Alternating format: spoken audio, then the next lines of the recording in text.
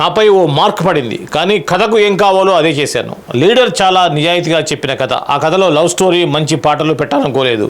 Happy days college story కాబట్టి college స్టోరీలానే treat చేశాను. Kubera cinema కూడా అంతే. ఈ కథకు కావాల్సిందే చేశాను. చెప్పాలంటే నేను కథకు డైరెక్ట్ చేయడం కాదు, కథే నన్ను డైరెక్ట్ చేస్తుంది అని అన్నారు దర్శకుడు శేఖర్ కమ్ముల. ధనుష్, నాగార్జున హీరోలుగా నటిస్తున్న చిత్రం కుబేరా. రష్మిక మందన్న, జిమ్.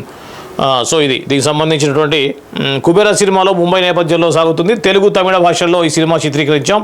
ఒక సూపర్ రిచ్ ప్రపంచం, ఇంకొకటి అట్టడుగున ఉండే ప్రపంచం. ఇలా రెండు విభిన్నమైన ప్రపంచాలను ప్రేక్షకులు చూస్తారు. తనకు ఏమీ వద్దని, ఏ ఆశ లేదని ఒక బెగ్గర్, ఈ ప్రపంచంలోని అన్నీ తనకే కావాలనుకునే ఒక బిలియనీర్ మధ్య ఉండేటువంటి కాన్ఫ్లిక్ట్ ఈ సినిమాలో ఆసక్తికరంగా ఉంటుంది. సింపుల్గా చెప్పాలంటే బెగ్గర్ వర్సెస్ బిలియనీర్.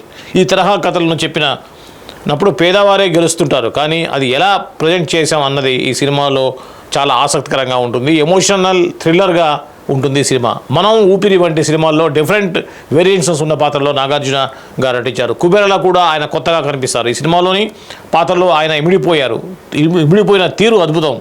ఇక ఈ చిత్రంలోని దేవా పాత్రలో ధనుష్ సూపర్గా నటించారు. ధనుష్ బెగ్గర్గా కనిపిస్తారు.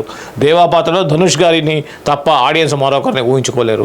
రష్మిక మందన్న తన యాక్టింగ్తో ఈ ఆడియన్స్ని సర్ప్రైజ్ చేస్తుంది. బాలీవుడ్ నటుడు జిమ్ సర్ఫ్కు తెలుగులో రాకపోయినా తెలుగులో డైలాగ్స్ను బట్టి మరి చక్కగా చెప్పారు. నా గత చిత్రాల్లో పోలిస్తే నా మార్క్ కుబేరా సినిమాలో 10 ఎక్కువగా ఉంటుంది. నా 10 జర్నీని చూస్తున్నప్పుడు ఎమోషనల్గా అనిపిస్తుంది. నా స్నేహితుల దగ్గర డబ్బులు తీసుకొని సినిమాలు తీసిన రోజులు నాకు ఇంకా గుర్తున్నాయి, కానీ ఎక్కడా ఎదురు దెబ్బలు తగలేదు. అది నా అదృష్టం. సినిమాల లాభాల విషయానికి కూడా నాకు ఇంత పర్సంటేజ్ కావాలని ఎప్పుడూ అడగను.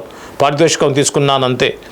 దీనివల్ల చాలా నష్టపోయాను, అయినా బాధ లేదు. ప్రేక్షకుల ప్రేమే నాకు ముఖ్యం. నా కథలన్నీ, నా జీవితం, నేను చూసిన, నాకు తారసపడిన వ్యక్తుల జీవితాల్లో నీ వారివే. ఇక లీడర్ను సీక్వెల్గా ఆలోచన ఉంది, కానీ ఇప్పటి రాజకీయ వ్యవస్థలో ప్రజల్లో మార్పులు వచ్చాయి. ఏదైనా స్ట్రాంగ్ పాయింట్ను పట్టుకోవాలి. ఇక నానితో చేసే సినిమా వర్క్ జరగాల్సి ఉంది.